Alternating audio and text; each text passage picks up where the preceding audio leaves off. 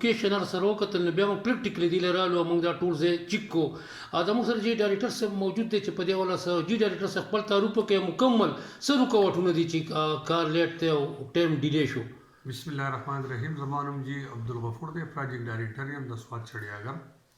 دا د صوبایي حکومت یو منصوبه او په دوه ځایونو کې دا 15 کناله ځمکه دلته کالجو کې د موږ سره 13 کناله ملم جبا شلتالو اشاړي علاقه کې ده.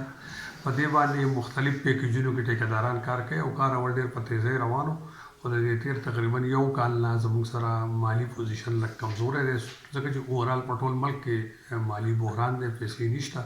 نو د هغې له وجې نه په بعضې پیکیجونو باندې کار بند دی او بعضې باندې ډېر د سست روۍ شکار دی، ځکه چې ټیکداران د خپل بیلونو تقاضا کوي او موږ سره د فنډ عدم دستیابي ده.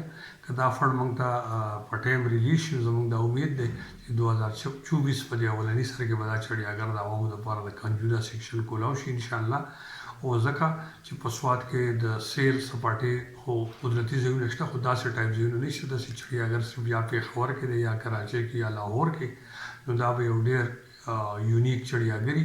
تاسو وکتل چې د دې کوم چې موږ مسکن یا کورونه رخ کړي هغه هم د قدرت سره ډېر په مطابقت کې جوړ کړي دي. سټوډنټانو دپاره، د عوامو دپاره، د فیملیز دپاره به دا یو صحتمند د تفریح او د کالج او د یونیورسټي سټوډنټانو دپاره د تحقیق یو بهترین ځای